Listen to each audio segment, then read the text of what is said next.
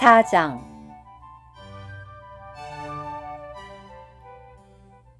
사도들이 백성들에게 말하고 있을 때 제사장들과 성전 경비대장과 사두개인들이 그들에게 왔다. 그들은 사도들이 백성을 가르치며 죽은 사람들 가운데서의 부활을 예수님 안에서 전하고 있는 것에 격분하여 사도들을 붙잡았다. 날이 이미 저물었기 때문에 이튿날까지 가두어 두었다. 그러나 말씀을 들은 사람들 가운데 많은 사람이 믿었는데 남자의 수가 약 5,000명이나 되었다.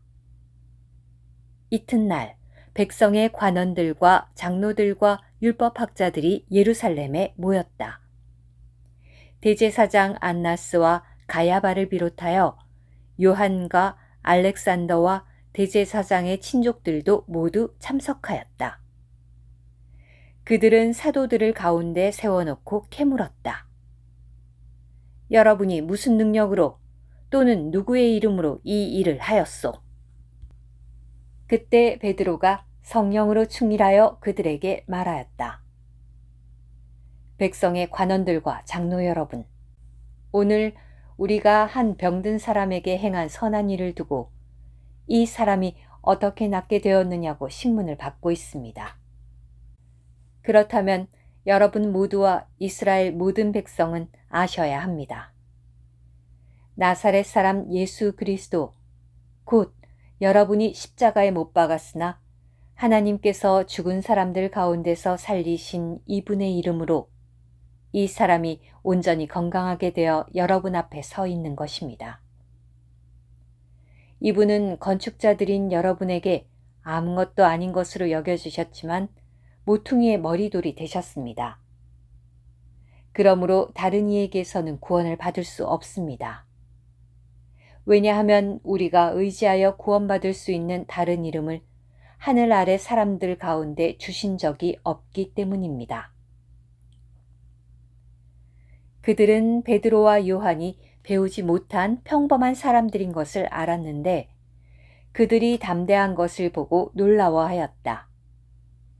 그들은 또한 그 두 사람이 예수님과 함께 있었다는 것도 알아차렸지만 병이 나은 그 사람이 그들과 함께 서 있는 것을 보고는 반박할 말이 없었다. 그래서 그들은 사도들에게 공회에서 나가라고 명령하고서 자기들끼리 의논하였다. 우리가 이 두 사람을 어떻게 하면 좋겠습니까? 뚜렷한 표적이 이들을 통해서 일어났다는 것이 예루살렘에 사는 모든 사람에게 알려졌으며 우리도 그것을 부인할 수 없습니다. 그러나 이 일이 백성들 가운데 더 퍼지지 않도록 그들을 위협하여 더 이상 이 이름으로 아무에게도 말하지 못하게 합시다. 그리고 그들은 그 두 사람을 불러들인 후 절대로 예수님의 이름으로 말하지도 말고 가르치지도 말라고 명령하였다. 그러나 베드로와 요한이 그들에게 대답하였다. 하나님의 말씀을 듣는 것보다 여러분의 말을 듣는 것이 하나님 앞에서 더 옳은 일인지 판단해 보십시오. 우리는 보고 들은 것을 말하지 않을 수 없습니다.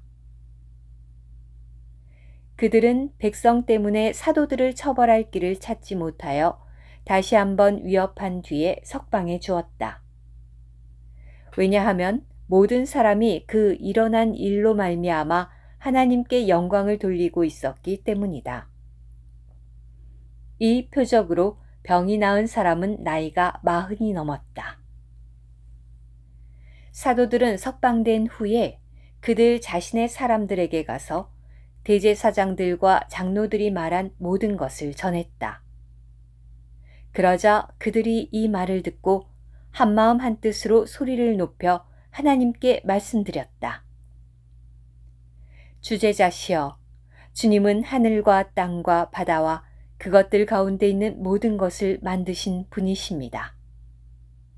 주님은 우리의 조상인 다윗, 곧 주님의 종의 입을 빌리시어 성령을 통하여 말씀하셨습니다. 어찌하여 이방 나라들이 분노하며 백성들이 헛된 일을 꾸미는가? 땅의 왕들이 들고 일어나며 통치자들이 함께 모여 주님과 그분의 그리스도를 대적하였다. 과연 헤롯과 본디오 빌라도는 이방인들과 이스라엘 백성과 함께 이 성에 모여 하나님께서 기름 부으신 거룩한 종 예수님을 대적하여 하나님의 손과 하나님의 의결이 미리 정하시어 이루려 하신 일들을 다 행하였습니다. 주님, 이제 그들이 위협하는 것을 살피시고 주님의 노예들이 참으로 담대하게 주님의 말씀을 말하도록 하시며 주님의 손을 내미시어 병을 고쳐주시고 표적들과 기이한 일들이 주님의 거룩한 종 예수님의 이름으로 일어나도록 하십시오. 그들이 간구하기를 마치자 모여있던 곳이 흔들리고 그들 모두가 성령으로 충일되어 담대하게 하나님의 말씀을 말하기 시작하였다. 믿는 사람들의 무리가 마음이 하나 되고 혼이 하나 되어 아무도 자기의 소유를 자기 것이라고 말하지 않고 모든 물건을 공동으로 소유하였다. 사도들이 큰 능력으로 주 예수님의 부활을 증언하니 큰 은혜가 그들 모두에게 있었다. 그들 가운데는 가난한 사람이 하나도 없었는데 왜냐하면 땅이나 집을 소유한 사람마다 그것을 팔아서 그 판 돈을 가져와 사도들의 발 앞에 놓았고 사도들은 각 사람의 필요에 따라 나누어 주었기 때문이다.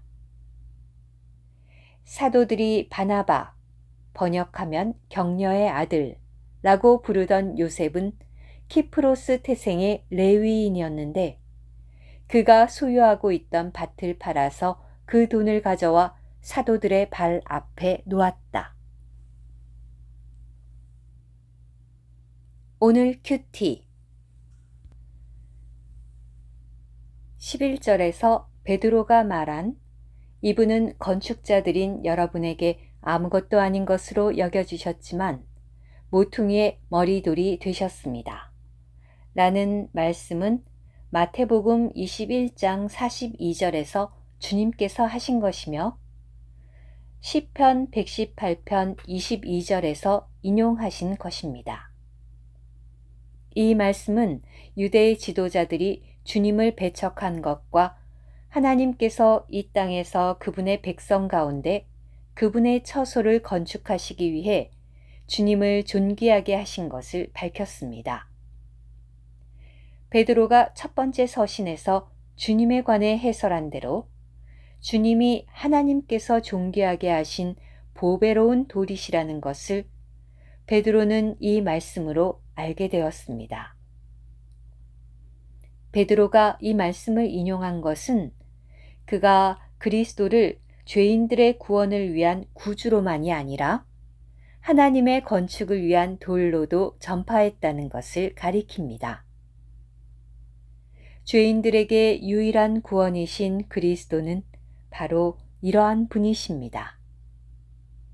그리고 죄인들이 죄에서 구원받기 위해서뿐만 아니라 하나님의 건축에 참여하기 위해 구원받을 수 있는 것은 바로 하늘 아래 그분의 유일한 이름, 곧 유대 지도자들에게 멸시받고 배척받았지만 하나님께서 존귀하게 하시고 높이신 이름 안에서입니다. 아멘.